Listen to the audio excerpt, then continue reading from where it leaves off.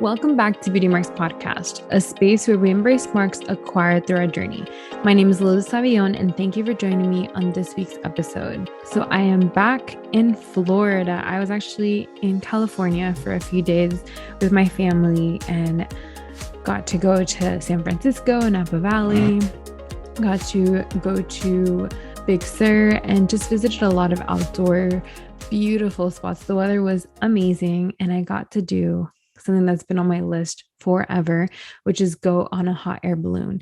And I got to do it over vineyards, which was like just, I don't know if amazing, it wouldn't be the word. It would be like just unbelievable, just like a view that you would have never thought. It was so peaceful and so calm. And I had people ask me, like, was it scary or like just the thought of it flying away, which honestly it did cross my head, but it was not like that at all. It actually ended up being super relaxing and calm and peaceful and quiet, and just like looking out to all the beauty and the mountains and the fall trees. And like it was in the 40s. But then once you get up there, it actually gets a little hot because they're like blowing the fire, which is like a whole new process that I never knew. I don't know what I thought air balloons were, how it functioned, but it was surprising to see how it actually went. But it was honestly an amazing experience. I'm so glad that I got to do it. And I just feel like this was something that I've always wanted to do. And I actually got to like, I always said either a hot air balloon in Napa Valley or in Turkey. And one of them, like Napa Valley, ended up working out. So it was honestly an amazing trip. The flight over there is not that great, but everything else was great. I would love to be back to California. If you haven't been up to date on Netflix shows, there's Squid Games, which is a great show. There's You that they just came out with another season, and that is mind blowing. I'm not going to blow anything anything for you, but another top show is Made. And since that show came out, I watched it probably like 2 weeks ago or a week ago, and it is such a good show because it talks about something very, very important, which is emotional abuse, which a lot of people don't talk about and don't really consider in the categories because, when we think about domestic abuse, we think about someone hitting you, or someone just, like breaking things around you and, but it's mostly violence. But this show really just showcases other ways of abuse or just unhealthy, toxic relationships. And even with what has happened with girls going missing. And it was a big influencer, Gabby, that was apparently in an abusive relationship, but, online and looked all great and, everything. So all of those topics just really made me start thinking, like, I've always wanted to talk about this on my podcast, but I honestly have been like a little shy to talk about it and a little, I wouldn't say embarrassed. It's just something that it's taken me a long time. And I say long time to get to this place. And I'm still in the healing journey, as you guys know. And healing is really like a journey because I feel like you're healing throughout different parts of your life and you're growing and evolving. But when it comes to relationships, I haven't had the best record in that, and for a long time I have been like ashamed of it. And I've been like, wow, like I really have not had successful relationships. And it used to make me very, very sad and just very embarrassed, would never want to talk about it, would never want to tell people advice because I'm like, well, I don't have the best record. So what do I know? But I really hope that this podcast episode helps someone. And actually, I know people that are going through this, and this episode is for you. Because if you've ever questioned to yourself, am I in a toxic relationship? And am I in an unhealthy relationship? Am I in something that I shouldn't be in, that I know deep down, if I really, really think about it, I know that this is not going to work, then this episode is for you. If you're questioning it, and a lot of people have experienced toxic relationships, and a lot of people think that toxic relationships are just when they hate you or when they're abusive. And that is not the case. Actually, that is not the case at all. some people I have heard, and even through the um, episodes of Maid and just kind of the dynamic of it, domestic abuse, say that like they rather get hit because the dynamic of a toxic relationship is such a cycle that really breaks you, that they wish someone would hit them, because then that's even worse, right? Then you're like, well, he hit me, so I need to leave. But a lot of people in toxic relationships that are emotionally abusive, most of them don't leave because they're like, well, he hasn't hit me. So, he can be lying or cheating or manipulating me or gaslighting me or speaking down to me or all these other things or controlling me. But, that's not that bad. So it just is a topic that we need to talk about. And so I'm going to be sharing a little bit about things that I have seen, patterns of myself and similarities of the toxic traits in my relationships. So before we get started, I want to say that now I'm much more self aware than I was when I was in relationships. Right now, I am single. So I've been in this healing process for a while. And before, I feel like I had very, very low self esteem. I was very scared of abandonment and feared loneliness, to be honest. Like, I'd rather have been with someone than not. And I was very much of a people pleaser, which made me very codependent because I became what the other person was. And really, I think that my mentality about relationships was like a marriage. So, like, I think that I got into relationships thinking like this is the one, like I'm going to make it work no matter what. And I really thought that by being more kind and more nice and more of what they wanted, then they would want me and that would make them stay. And I was proven very, very wrong. And if I was to look back at that version of me, like I wish I could hug her, to be honest, because it's very sad thinking about it sometimes of some of the stuff that I allowed myself to get to where I was mentally and emotionally. It's very sad. But we grow and we evolve. I think we don't forget our old ways. We just can learn new ones, like we just learn new patterns of behavior. And so the similarities of the toxic traits in my relationships started a very long time ago, because I actually started dating pretty young. I would say like in middle school, and then I dated in high school, and then as an adult. And I didn't always know how to pick them. And these are all the signs that I saw in the beginning, but I didn't pay attention much to until close to the ending or when I was out of it, which that's how usually it is. Like when you're in a toxic relationship or an unhealthy, like you feel like it's not right, but you just don't know how to explain it, especially first, if that's all you've known. And second, if it's your first time, like in a relationship, or if that's just maybe how you see yourself. Sometimes it's, man, like maybe I deserve this. Like this is the kind of relationships that I should be in. But it takes a lot of self reflection and learning to have what a healthy relationship looks like, you know? And so, similarities I saw in my relationships was always number one, that I lost myself. Like, I became what the person was.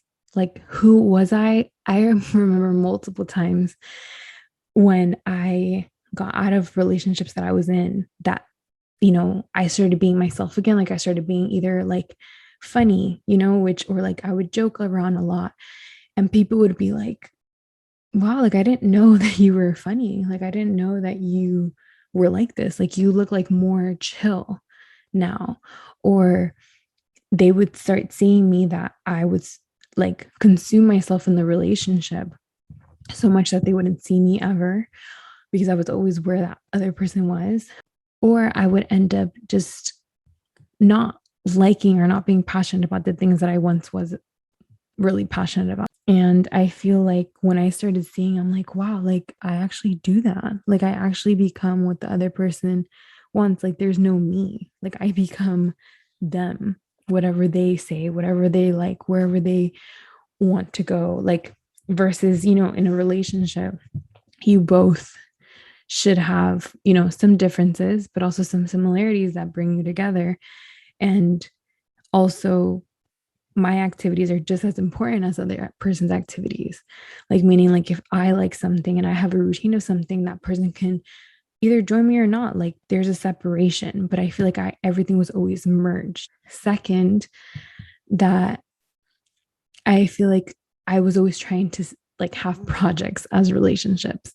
So it was always men that usually, have issues with their family or have issues personally or have something that I feel that I can help in, and I would start with the saving. Like, I was like the savior to the relationship. And that is codependency. That's usually how codependency plays off of. It's that you see someone is struggling or see someone that's, and of course, this doesn't start off that way. So I want to make it clear that these things don't start off that way.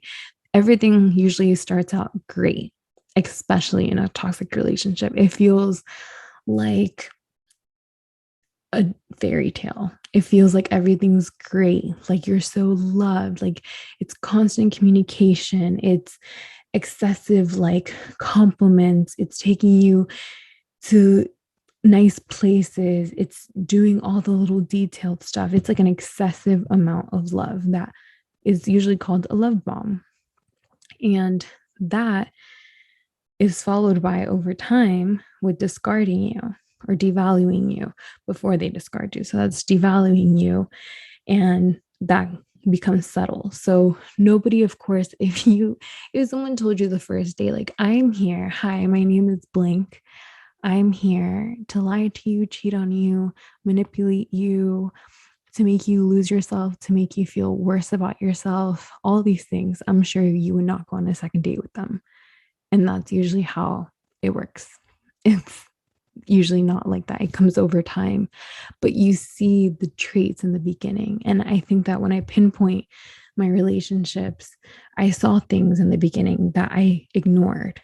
Like, for example, the too good to be true. Usually if it's too good to be true, it is.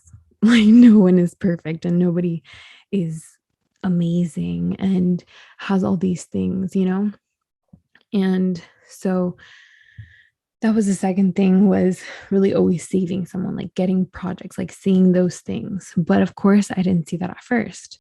The next thing would be I would feel very uncomfortable bringing up situations. So I always felt like I was walking on eggshells because they either didn't know how to communicate, didn't know how to problem solve, which meant silent treatment, which means that they don't talk to you for a few days. They would ignore you or wouldn't know how to manage a situation. So like either pretend it didn't happen. So it's like, we get in a fight today, tomorrow texts you and says, hey, you want to go out for coffee?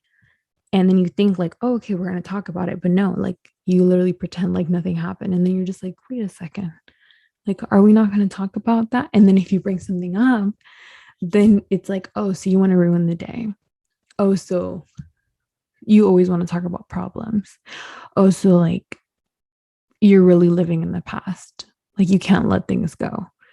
And then you're just like, you always feel like on edge. So then what that starts creating is that you stop bringing things up, which goes into that you literally start losing yourself because you stop saying what you need or what you want because everything's a fight. And over time, I feel like I saw myself starting to downplay and starting to like shut off, because when I would bring stuff up, when it was like literal things, like it wasn't me being crazy or it wasn't me being super sensitive, it was stuff that actually mattered. Like that was actually, if someone said that they were going to be there, but they didn't, or there was an issue with another girl, or there was something that they said a certain way that really hurt me, or something that actually was a problem. When those things were brought up, it was an issue. So when I brought even little stuff up, everything became an issue because like you always seem like to have an issue, and so my exes would make me feel like I was the problem. And I really started to believe that. Like when I think about my relationships is really starting to, at first it was them telling me those things, but then eventually I started telling that to myself. So it was me starting telling myself like maybe I do bring up things like all the time. Like maybe I am being too sensitive. Maybe I shouldn't care about that. Like it doesn't matter, you know? So something that I just remembered. This is something that I've experienced in relationships where in the beginning of the relationship, the guy is very jealous of other men, right? So in the beginning, it would be like, oh, everybody likes you, like you shouldn't be talking to those people. And I genuinely would be very naive and be like, wait, what? Like, I don't think those people like me. Like, I'm very clear with my boundaries. Like, meaning when it comes to other guys and relationships, I feel like I make that very clear. Like, I don't play with that stuff. But my partner would think, no, that's not it. You need to not talk to them that much. Like, they like you. So then I started cutting those relationships and I did it for the person. But then the other person would not reciprocate the same back. So then I started telling the person, oh, well, there's this friend, like you guys talk a lot, like you guys are like talking every day. Like, I don't think that's like, I don't feel comfortable with that or, all these things. And I became the jealous, controlling girlfriend because I was telling them what to do and I was telling them who they should be talking to. But think about the beginning of the relationship when I cut off everybody. And that's when I knew it was toxic. Like when I think about it now, I'm like, wait, I shouldn't have cut off anybody. Why did I do that in the beginning?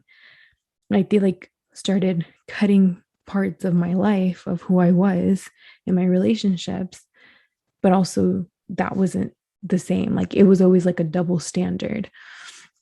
So usually in toxic relationships, it is a double standard. Like you can do something, but then they can, you know, they can talk about this, but you can't, when you're talking about it, it's a problem. But when they talk about it, they're trying to figure out a solution. And you're just like, wait, what?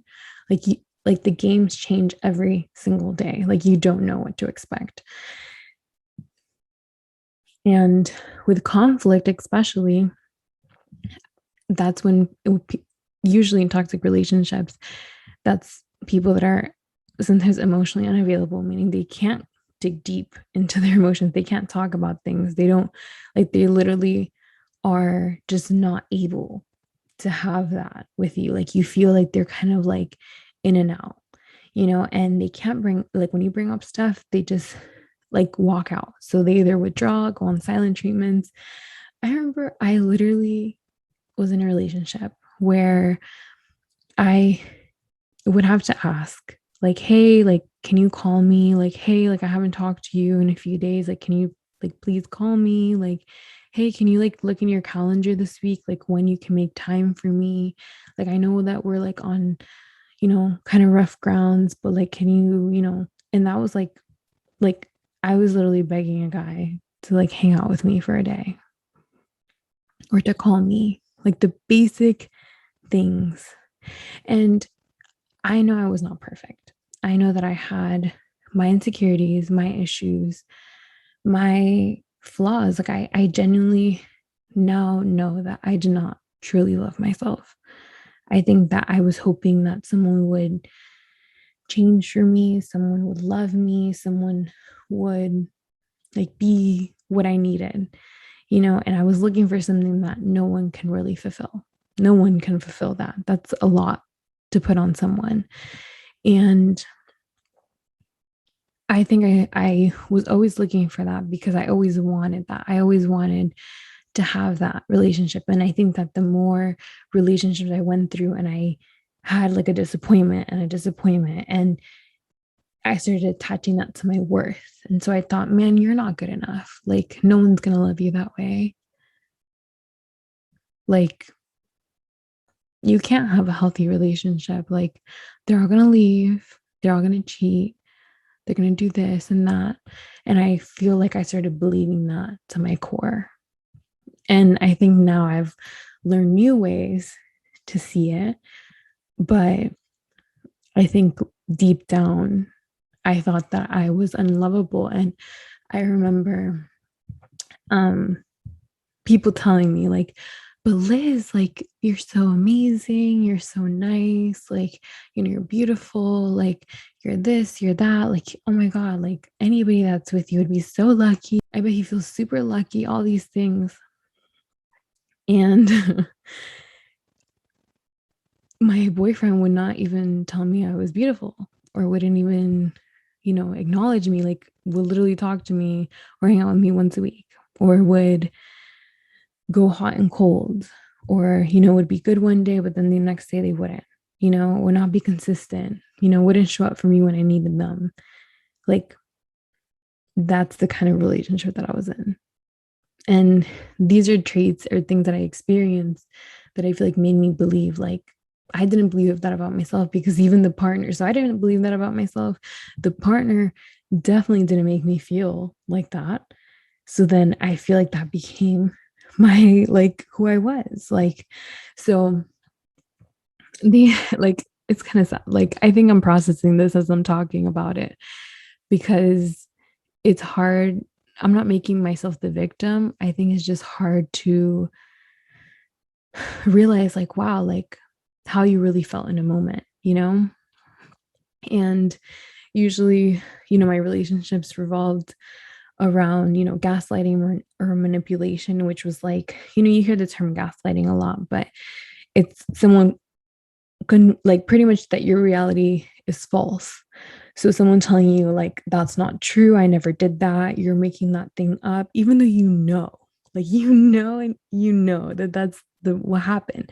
So you bring up something about, for example, a girl, like, oh, like, so I saw that this person texted you. Who is that? What person? Who texted me? No one texted me. What do you mean? That's all in your head. Like, even like literal stuff like that. Like, you're like, wait, but I just saw. Okay, no, I didn't. I guess not. Or even just making you feel like you're the one that's crazy, like you're assuming things and manipulating things to, especially, I feel like a toxic relationship is a lot about manipulation, because it's a lot of lying and that person's not being truthful to you. So it usually means that they say the right things, but their actions don't match what they say. So they're not consistent.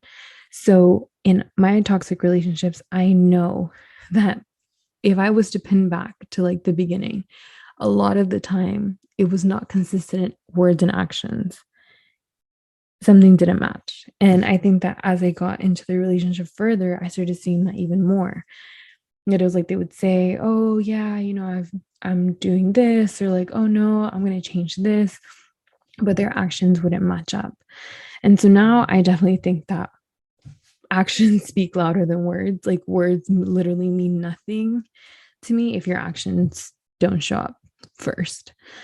And I think a lot of traits that I see was me giving so many chances. So giving so many chances, like, meaning like I was, that pretty much caused on and off relationships where you are together for a month, something happens, you guys get in a big fight, break up. Then a few weeks pass by, you communicate again, start again, things are different. You talk about what was the problem, but then nothing has really changed, but then you still get back together because you miss each other. And then you get back into the cycle, and then it literally repeats. And sometimes it lasts longer. Sometimes it's like 3, 5 months, 7 months, a year. But then literally the cycle starts all over again. And so I pinpoint the toxic part was me always giving them so many chances. Like, instead of seeing the red flag when it happens and addressing it, so being like, okay, like, you lied to me here. So, like, what? Bring it up. You talk about it. That person says, like, they realize that they were wrong. They say, I'm sorry, like genuinely, like you don't have to ask them for I'm sorry. You don't have to beg them. You don't have to tell them, call them to get your I'm sorry. No, it comes from them.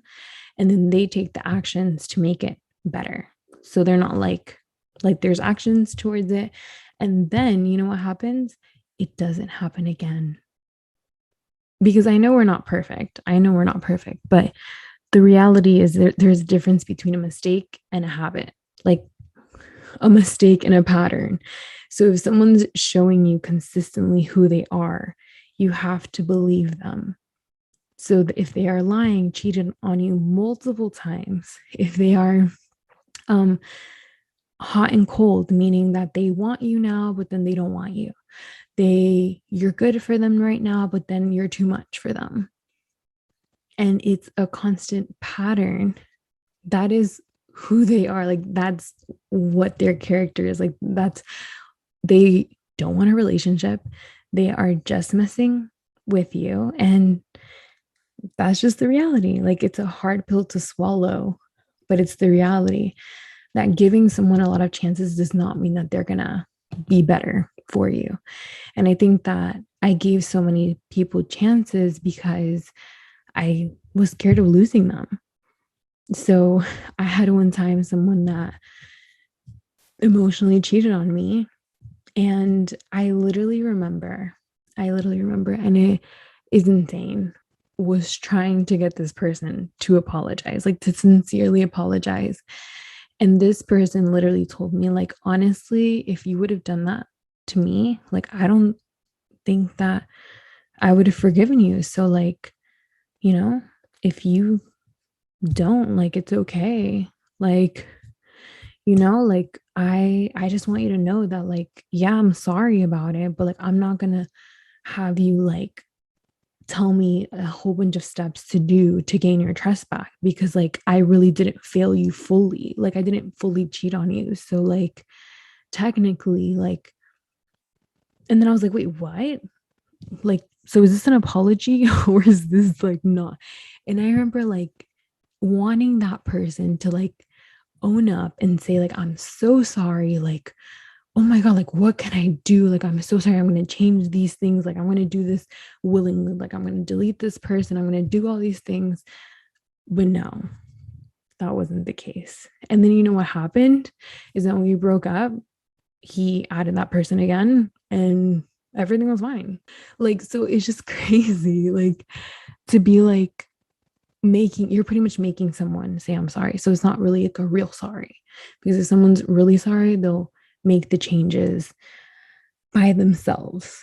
They'll do it by themselves. They'll own up to their mistakes by themselves, not say that you were lying or you're exaggerating and all these things. So anyways, there is multiple situations that I have experienced where like you're giving someone a chance, but then they're doing the same thing in a different way. And I feel like it creates an on and off relationship. And I just want to talk really quickly about on and off relationships, which most of the time they are toxic. And most of the time, every time you break up and get back together, you lose the quality of the relationship, because it becomes something that you are so used to getting back that you're honestly kind of not afraid. Like you're like, oh, we broke up. It's okay. Just like give it a week or two. Like we'll be back together. Oh, we're not talking right now. He's not talking to me or she's not talking to me. Oh, like she's going to talk to me eventually. Like we'll figure it out. Even though like every time you get back together, the real issue is not solved. So the same problem is usually the same problem that breaks you guys up. And this is coming from the poster child of on and off relationships. So I can talk about this because I have been in them. And at first, it feels like, okay, like, you love this person so much, you want to work things out. But then it gets to a point where it's exhausting. It's like an emotional roller coaster. It is something that you feel like a yo yo. You feel like you're thrown and then right back in, and then thrown out and then right back in. And it is something that breaks your heart, and it makes you very, very sad, and it hurts you to the core. because it starts making you believe that that's what love is. Love is when it gets hard, we break up, but then I love you so much, so let's get back together. Or I've had enough space from you, so now I want you. But then when it gets too hard again, like, so like when I would get back in these relationships, it was sad, but it was true. Like I knew that, okay, you want me right now. Cool. We're going to hang out. We're going to get everything's fine.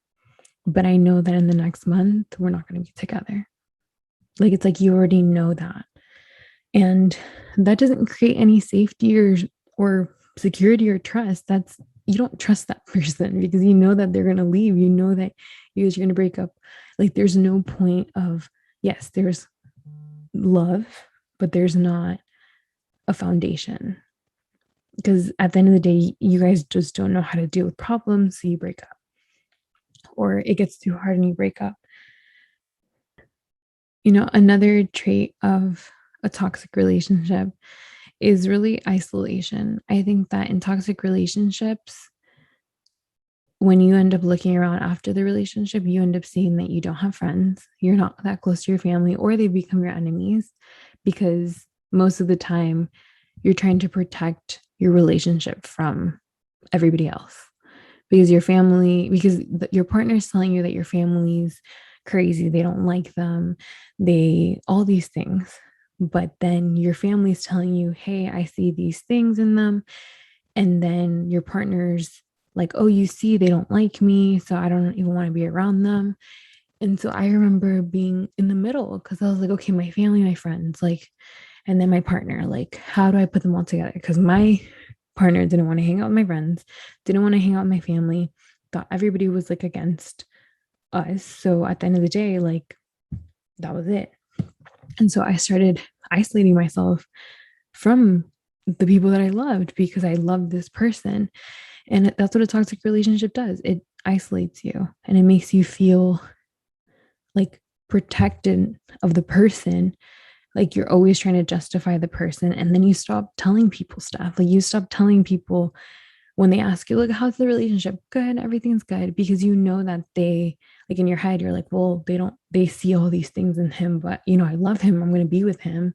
So you start like slowly backing away from your support system. And I think that when you're in a healthy relationship, your relationships flourish. Like, I'm not saying that your family's going to love the partner, because I know that there's different dynamics, but they're always going to feel safe with you being with that person, because they're going to see good things in them and they're coming into your life. They're not taking you out of the life that you have. Your partner's adding to your life, not taking away. So I saw myself a lot in that, was that every time it was like, my friends wouldn't see me, my family wouldn't see me. And then when I would get out of the relationship, it's like, okay, where's everybody? Like, let me go build these relationships. And so I always tell my friends now, I'm like, please, when you get in a relationship, like, I know we all kind of do it, but when you isolate yourself, that is a red flag because that person, like, I get the honeymoon stage. I know it's in the beginning, but I think your relationship flourishes when you have like other people involved in the relationship, like when you have your friends and your family, and they can also see things and they can tell you from a place of love. But when you isolate and you start hiding things, like, it's not good. And I think that's another sign. Like, if you feel like you can't tell anybody anything because you know what they're going to say, or if you're Googling, am I in a toxic relationship? You probably are. You probably are in an unhealthy relationship if you feel at that point. And I remember doing that, like red flags in relationships. Like, is this normal? Because I didn't know. I was like, maybe I'm just making this stuff up in my head. Like, maybe I'm just being dramatic. But I think now I'm like, no, this was all wrong. Like, that person was not consistent. They couldn't communicate.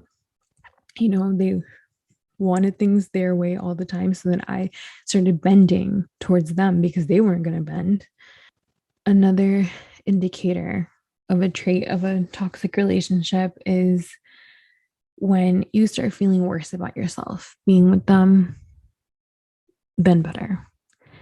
Meaning that you start feeling so low about yourself and thinking about yourself in such a way because of the way either that they talk to you, the actions towards you. So if they talk down to you, they say, like, I'm the only one that's going to love you, no, you're not going to find anyone better, like, or they're speaking down to you, like, you're stupid, you're an idiot, or they're screaming at you, or they go on these silent treatments where they don't talk to you for a few days and then you tell them, hey, like, this is really hurting me, like this feels like a punishment towards me, and they still do it regardless, or they break up with you, they get back with you, or they want you, they don't want you, and they may start making you feel like, you know low about yourself, because that doesn't breed a healthy relationship. When you're in that dynamic, you feel like, okay, like, what's going on? You always feel confused, on edge, and you don't feel calm and peaceful. It's always that on edge moment. And I think you start believing those lies that some people might tell you, like, you're too dramatic, you're always messing it up. You see, you're always too much, you're always in your head, you're so clingy, like, you're so needy. I remember replaying those things in my head, that I started believing that about myself. Like, man, maybe I am, like, and I started, there was a point that I'm like, okay, like, I'm just going to wait then until he texts or he calls me. Like, I'm not going to call him then, or I'm not going to text him because I'm being too much. And like, or something would happen, I'll be like, okay, like, he's going to call me then at this time. So then when he calls me, then I'll tell him really, really quick, like, about all my stuff. This is so real, but this is so honest. But I remember that the person that I was with would not talk to me, because they would tell me, like, oh, I don't do the whole, like, over communication, like, like, I just feel like I don't like the small talk, I don't like this, so, like, I would talk to them on their time when they felt like talking to me. So if they had a long day but they didn't want to call me, or they didn't want to talk to me, like, or they would just be like, hey, like, had a long day, hope you had a good day, like, that's it. Even though, like, I they didn't know anything about my day. And I remember starting to make little notes on my phone, like, throughout my day, of things that I wanted to tell my partner. Like, so that when they call me, like, I'll have topics to talk about, because, like, we gotta, like, I wanted to let them know, like, hey, when you call me, like, I actually have something to talk about. Like, I want to talk to you. So it's just crazy to think. I'm like, what the heck was I doing?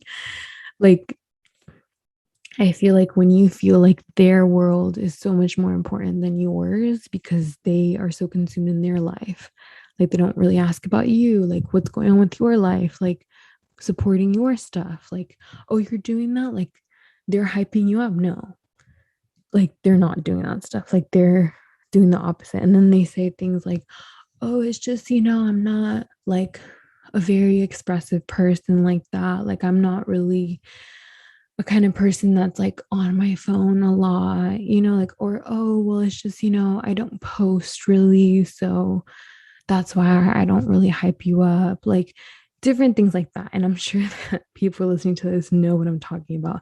Like, they start making it so that it ends up covering them. And I think that when you start feeling worse about yourself than better, like, even though your happiness is not going to come from this person, you should feel whole by yourself. But there does come a place where that person adds on to your joy. So, like, they want to see you flourish, like, they want to see you happy. Like, your happiness, like, gives them happiness, because they're like, I'm so happy that you're thriving, and it overflows, And I think the last thing of traits that I saw in myself that I would do is that I honestly feel like I started acting like I was in a marriage, like I was a wife. And I think I was dating, thinking that, with that mentality, like, I'm going to make it work no matter what. 'Cause this is it. This is my person. Like, this has to be it. And I think first, now I see that that was a very unhealthy mentality, because when you're dating, especially, you're gathering data about this person just because you've been with them for 6 months, a year, 2 years, 4 years, 6 years. You're literally just gathering data. Like you're spending time with this person, you're hanging out, you're in a relationship with them, but things can change in this relationship. And most of the time they do, especially as they get longer. They do change. You evolve as a person, situations happen, traumatic events happen, and the person can change. And I think that when you have the mentality, like, no matter what, like, I'm going to be here, you end up settling and you end up taking a lot that you should not. Because this is not about negotiation or understanding. No, it becomes this mentality that no matter what they do, like, I'm going to fix it. And I just think that with that mentality of like, this is the one, I feel like that kept me in a relationship for a very long time because I was like, no, this is going to happen. I'm going to make it work. Like, I don't believe in the one. I really, really don't. I believe that you can make it work with multiple people. But I think it takes a lot of choosing to love someone. It takes a lot of forgiveness and understanding and compromise and being at the same level with the same values and having a lot of like core similarities. I think that that's important. I think like those are like the foundational things, like having trust and love and respect. But then everything else, like I feel like you can figure that out with the person, with the other little differences. So those were a few of the things that when I really thought about my relationships and my relationship history, I realized that there were a few patterns of, especially the mentality that I had in those relationships, and if you relate to any of these things and you just question to yourself, like, man, am I in a toxic relationship? Like, do I feel on edge? Do I feel sad most of the time when I really think about it? Do I feel like I'm like chasing someone to love me, chasing someone to want me, like trying to prove why someone should stay with you? Like, I promise you that it is not worth it. Like, listen to your gut. If deep down, I remember someone told me this one time when I asked, like, I don't know, like, maybe it's just me, like, am I just overthinking it? Like, I don't know if, like maybe I can do this and this, and maybe it'll make it better. And this person told me, deep down, like deep down, do you think it's going to work? Do you think that if you did all those things, it's going to work?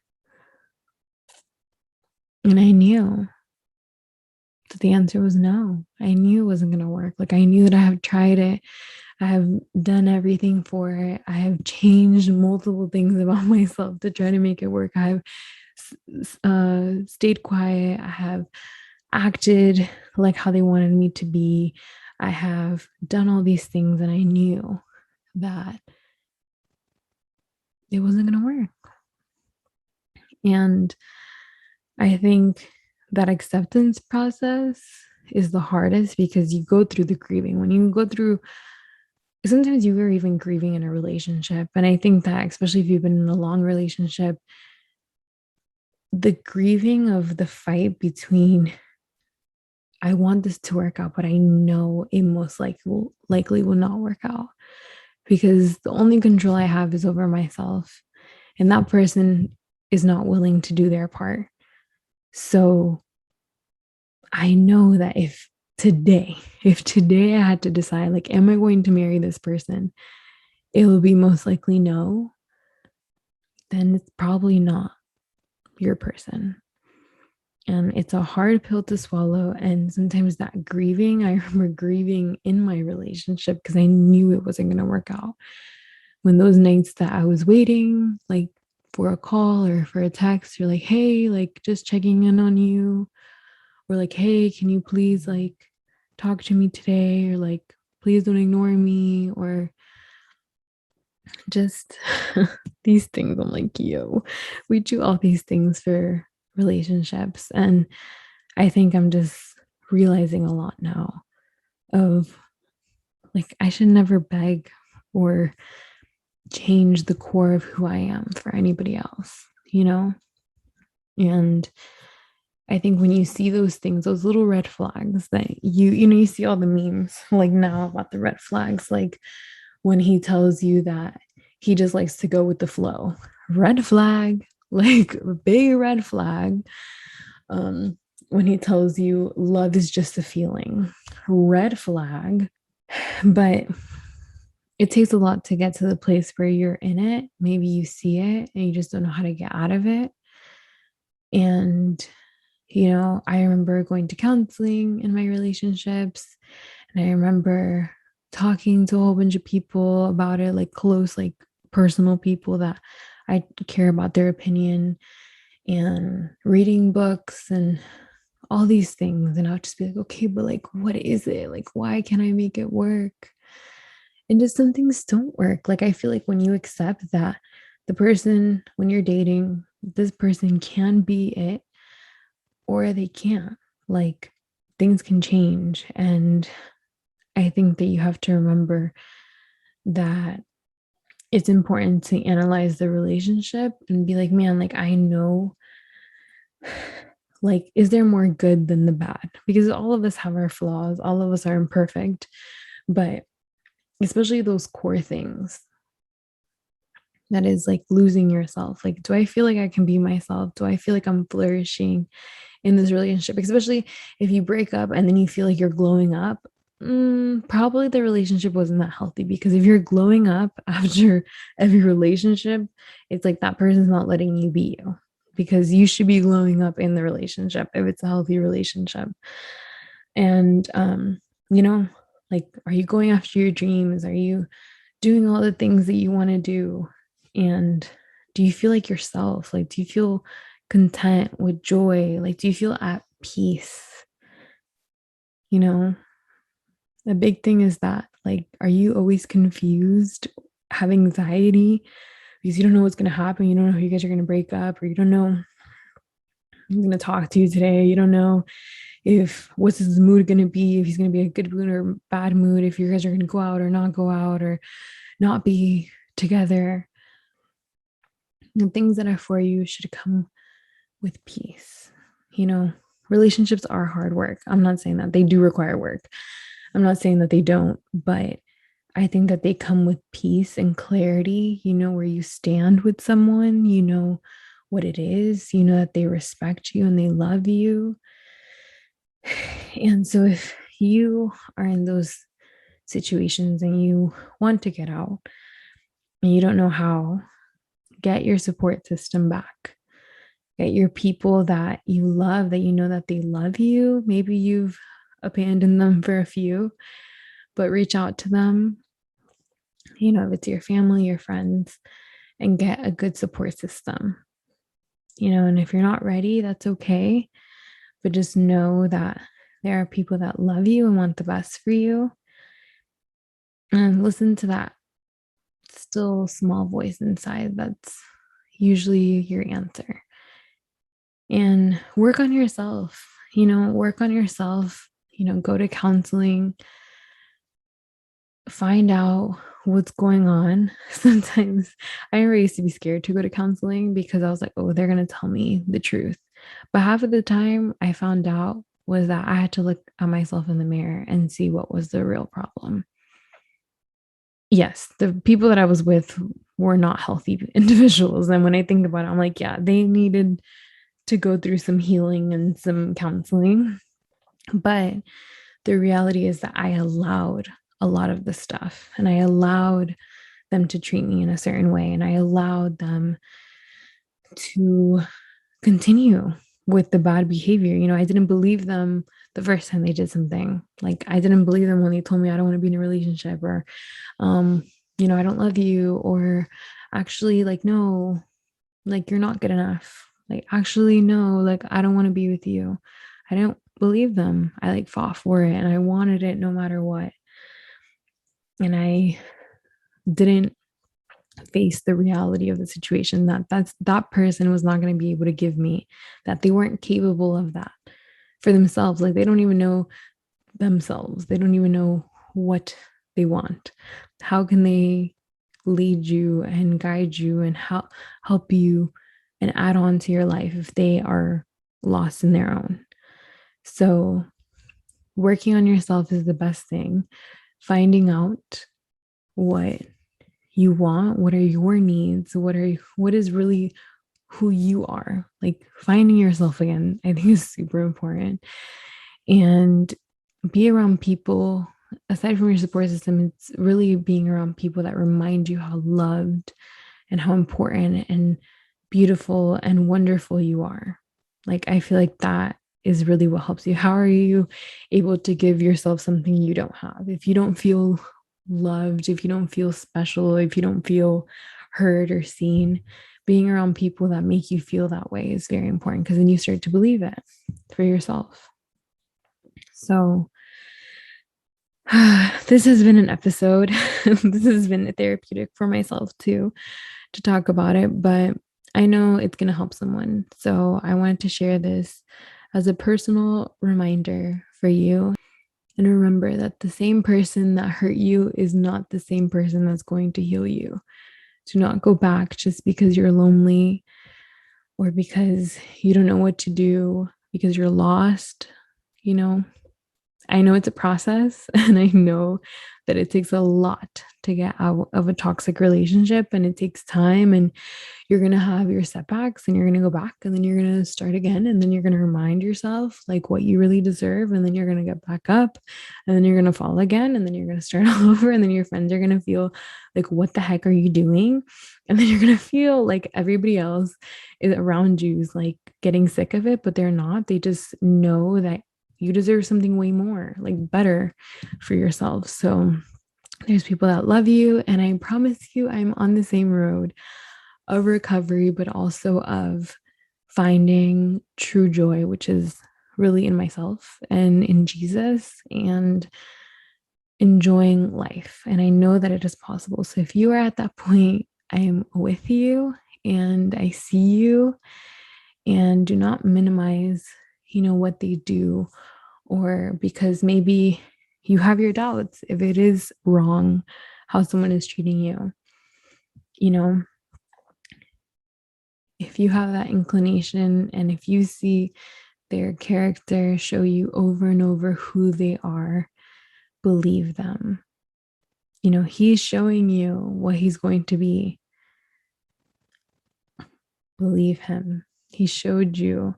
He said it. Believe his words when he tells you the truth. Sometimes we take what we want to hear from what people tell us, but I promise you, there's light at the end of the tunnel.